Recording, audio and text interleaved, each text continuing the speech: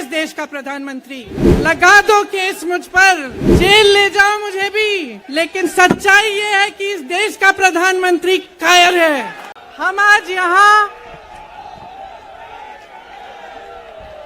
सुनाई दे रहा है?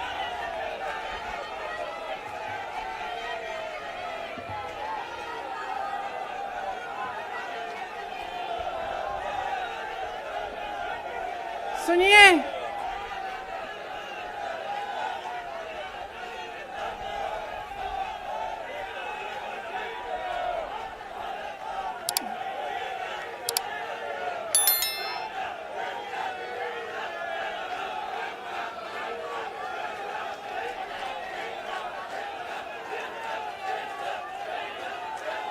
अब बोलूं?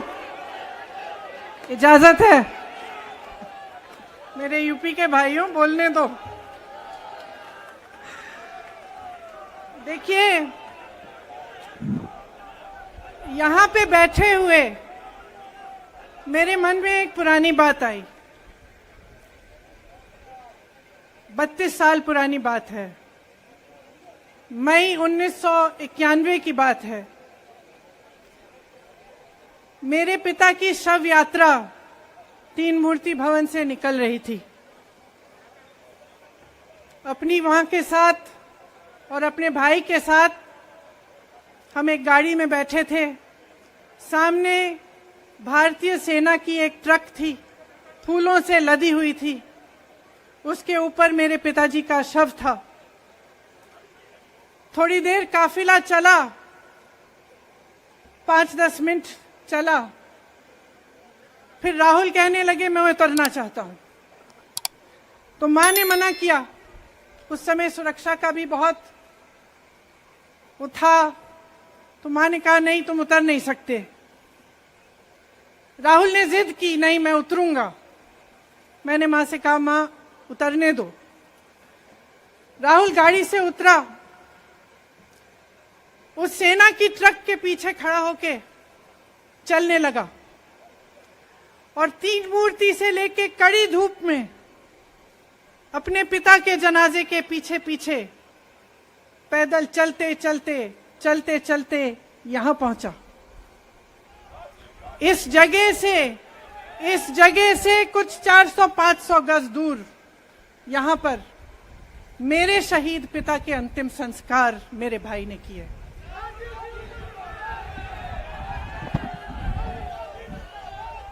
सुनिए, वो चित्र मेरे दिमाग में अभी भी है, मेरे मन में है। मेरे पिता का शव इस तिरंगे झंडे में लपेटा गया था। इस तिरंगे के नीचे मेरे पिता का शव था और उसके पीछे चलते चलते मेरा भाई यहां आया। उस शहीद पिता का अपमान भरी संसद में किया जाता है। उस शहीद के बेटे को आप देशद्रोही कहते हैं, आप मीर जाफर कहते हैं, उसकी आप मां का अपमान करते हैं।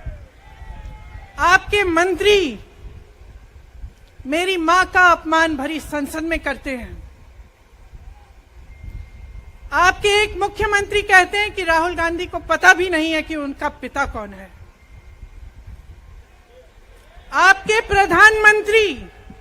आपके प्रधानमंत्री भरी संसद में खड़े होकर कहते हैं कि ये परिवार नेहरू नाम को इस्तेमाल क्यों नहीं करता। पूरे परिवार का अपमान करते हैं।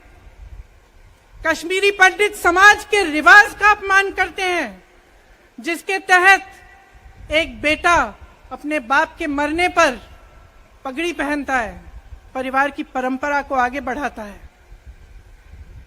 लेकिन आप पर कोई मुकदमा नहीं होता, आपको 2 साल की कोई सजा नहीं मिलती, आपको जेल की सजा नहीं मिलती, आपको संसद से कोई बाहर नहीं निकालता, आपको मना नहीं करता कि 8 सालों के लिए आप चुनाव नहीं लड़ सकते। क्यों? मैं पूछना चाहती हूं क्यों? आज तक हम चुप रहे हैं, हमारे परिवार का अपमान करते गए। मेरे भाई ने क्या कहा? संसद में वो मोदी जी के पास गए और उनसे गले लगे। मेरे भाई ने कहा, मैं आपसे नफरत नहीं करता हूं, मेरे दिल में आपके लिए कोई नफरत नहीं है, हमारी विचारधारा अलग है, लेकिन हमारी नफरत की विचारधारा नहीं है। तो मैं पूछना चाहती हूं, एक आदमी का कितना अपमान करोगे? कितना अपमान करोगे? क्या यही है इस देश की परंपरा? आप परिवारवादी कहते हैं, तो भगवान राम कौन थे? भगवान राम को वनवास में भेजा गया, उन्होंने अपने परिवार, अपनी धरती के प्रति अपना धर्म निभाया। क्या भगवान राम परिवारवादी थे? क्या पांडव परिवारवादी थे कि वो अपने परिवार की संस्कारों के लिए लड़े? और हमें क्या शर्म आनी चाहिए कि हमारे परिवार के सदस्य शहीद हुए इस देश के लिए, कि इस झंडे में उनका खून है, इस धरती में उनका खून है, इस देश के लोकतंत्र को मेरे परिवार के खून ने सींचा है। और जो सोचता है कि हमें अपमानित करके हमें डराएंगे, हमें धमकाएंगे, जो सोचता है कि तमाम एजेंसियों को लगाकर हम पे छापे मारकर हमसे कुछ भी कर ले, हमें डराएंगे, वो गलत सोचते हैं। हम डरने वाले नहीं हैं। हम और मजबूती से लड़ेंगे। हम इस देश के लोकतंत्र के लिए कुछ भी करने के लिए तैयार हैं। इस देश के लोकतंत्र को, इसकी नींव कांग्रेस पार्टी के महान महापुरुषों ने डाली है। कांग्रेस पार्टी लड़ी इस देश की आजादी के लिए, और आज भी इस देश की आजादी के लिए ही लड़ रही है। कभी कभी मैं सोचती हूं, मुझे समझ में नहीं आता कि पब्लिक क्या सोच रही है। क्या देख नहीं रही है क्या हो रहा है? क्या आपको दिख नहीं रहा है कि आपकी सारी संपत्ति लूटी जा रही है, एक आदमी को दी जा रही है, गिने चुने उद्योगपतियों को सब कुछ दिया जा रहा है? किसकी संपत्ति है? ये राहुल गांधी की संपत्ति है, ये आपकी संपत्ति है। ये पीएसयू किसके हैं? किसके लिए बनाए गए? आपके लिए बनाए गए, जो ऐसे एक के बाद एक इनको बेचे जा रहे हैं, दिए जा रहे हैं। इसी से तो आपका रोजगार आता है। छोटे उद्योगों से, छोटे व्यापारियों से आपका रोजगार आता है, किसी बड़े अडानी से नहीं आता। रोजगार नहीं देते, छीनते हैं आपका रोजगार। तो आप समझ क्यों नहीं पा रहे हैं? आप गैस के सिलेंडर के लिए 1000 रुपए दे रहे हैं और यहां आपकी सारी संपत्ति किसी को सौंपी जा रही है। राहुल गांधी जी ने क्या कहा? अरे कौन सा इतना बड़ा जुल्म कर लिया कि आपसे 2 सवाल पूछ लिए, जवाब नहीं दे पाए ना, घबरा गए। और जो अहंकारी होते हैं, तानाशाह होते हैं, क्या करते हैं? जब सवालों का जवाब नहीं दे पाते तो पूरी सत्ता को लेकर जनता को दबाने की कोशिश करते हैं। जो सवाल उठाता है उसको दबाने की कोशिश करते हैं।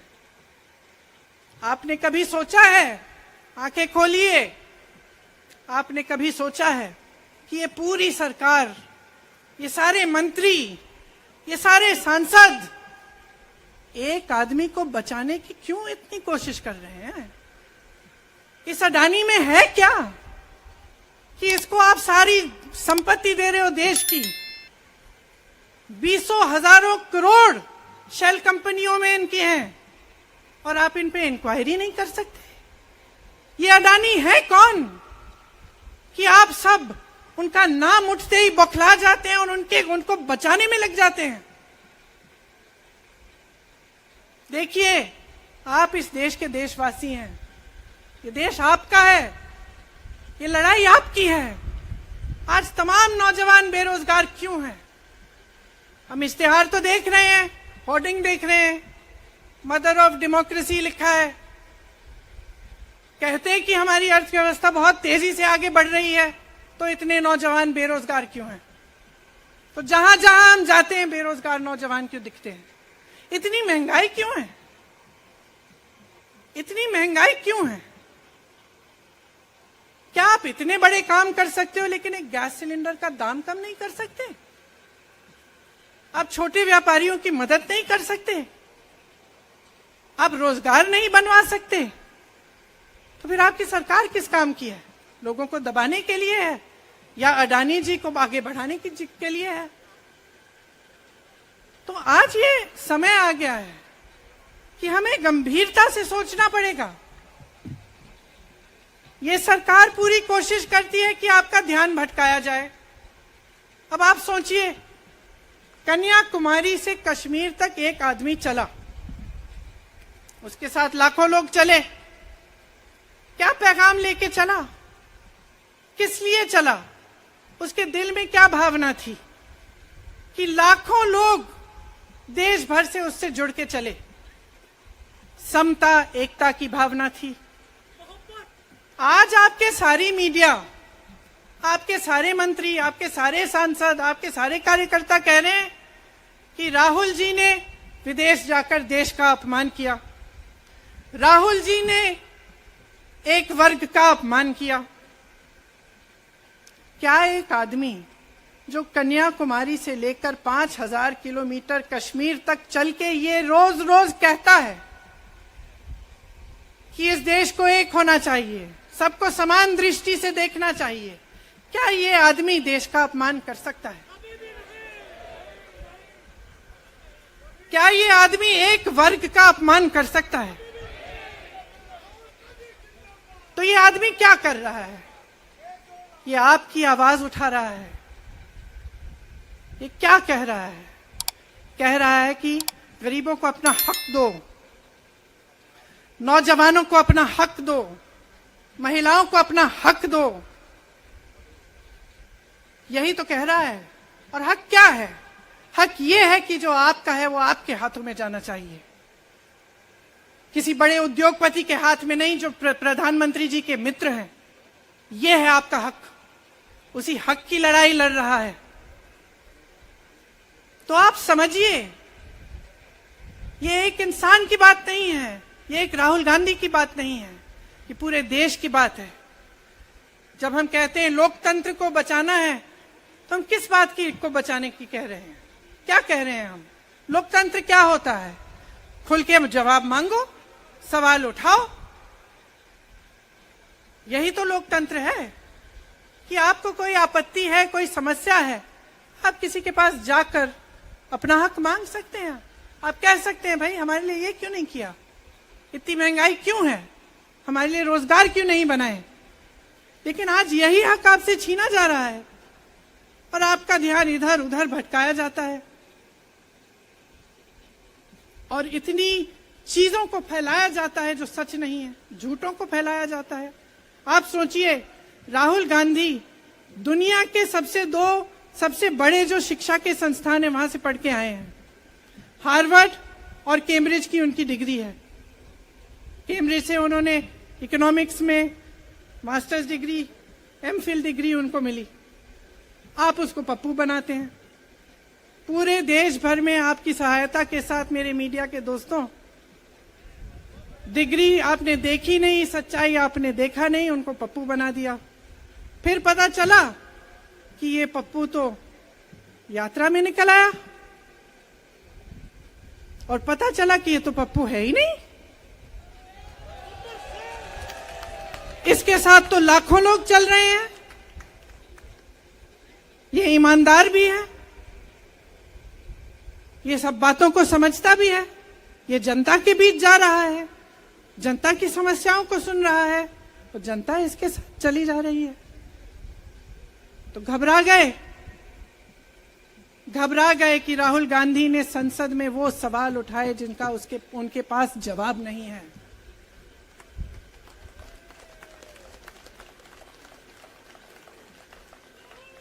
क्या किया सुन लीजिए। एक तरफ से हंसी भी आती है कि एक आदमी को रोकने के लिए इतना सारा करना पड़ा। जिस आदमी ने राहुल जी के खिलाफ सूरत में कंप्लेंट लगाई, आपको मालूम है कि पिछले साल उसने खुद कचहरी में जाके बोला इस पे आप स्टे लगा दीजिए। 1 साल के लिए अपने ही केस पे स्टे लगवाया। फिर वापस कब गए केस खुलवाने के लिए?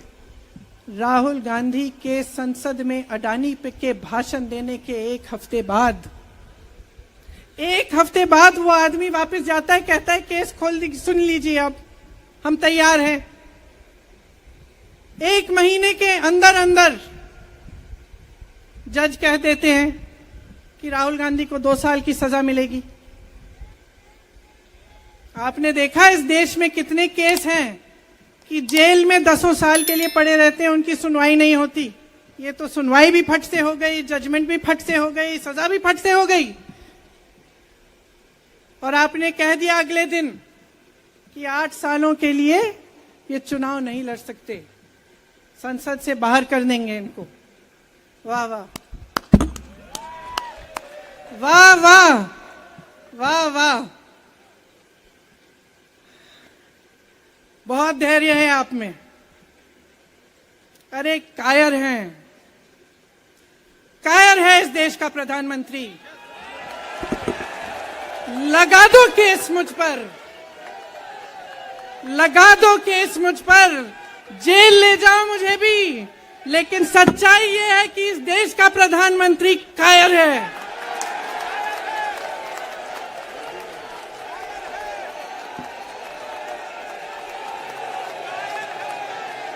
अपनी सत्ता के पीछे छुपा हुआ है, अहंकारी है। और इस देश की बहुत पुरानी परंपरा है, इस देश की बहुत पुरानी परंपरा है, हिंदू धर्म की पुरानी परंपरा है कि अहंकारी राजा को जनता जवाब देती है।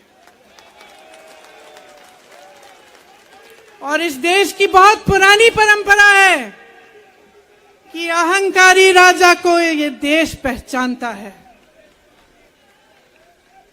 मेरे परिवार ने मुझे एक चीज सिखाई है कि ये देश दिल से बोलता है और दिल से सुनता है। ये देश सच्चाई को पहचानता है। और मैं जानती हूं कि आज वो दिन है जब से सारा कुछ बदलने लगेगा।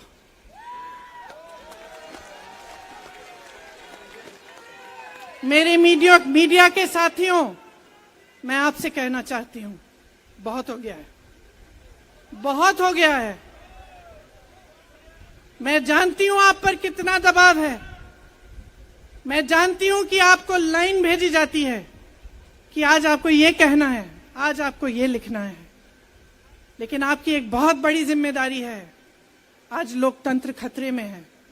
अगर सरकार सवाल उठाने वाले को 8 सालों के लिए संसद से निकाल सकती है, अगर कह सकती है कि तुम्हें चुनाव लड़ने की ही इजाजत नहीं है, तो बहुत गड़बड़ है, बहुत गलत हो रहा है। और ये लोकतंत्र के लिए ठीक नहीं है, ये इस देश के लिए ठीक नहीं है। जब आप पत्रकार बने, शुरू में जब आप काम के लिए आए, तो आपके दिल में भी ये होगी बात कि देश के लिए मैं सच्चाई बोलूंगा, मैं सच्चाई बोलूंगी। आज आप बोल नहीं पा रहे हैं, हिम्मत करिए, खड़े हो जाइए आप भी। और जैसे खड़गे जी ने कहा कि तमाम पार्टियों ने आज अपनी आवाज उठाई है, उनका हम सब धन्यवाद देते हैं। और हम सबको एक होना पड़ेगा। इसलिए होना पड़ेगा क्योंकि आज ये देश खतरे में है। आज इस देश की सारी संपत्ति एक आदमी को सौंपी जा रही है और उस आदमी को बचाने के लिए पूरी सरकार खड़ी हो जाती है। बहुत गलत हो रहा है। अगर आज मेरे भाइयों और बहनों आप इसको पहचान नहीं पाएंगे तो इस देश को बहुत खतरे में डाल देंगे। इसीलिए यहां खड़े हुए महात्मा गांधी जी की समाधि के कुछ ही गज दूर खड़े हुए मैं आपको याद दिलाती हूं कि कितनों ने इस देश के लिए अपना खून बहाया है, कितनों ने इस देश की धरती, इस देश की आजादी के लिए अपना खून बहाया है।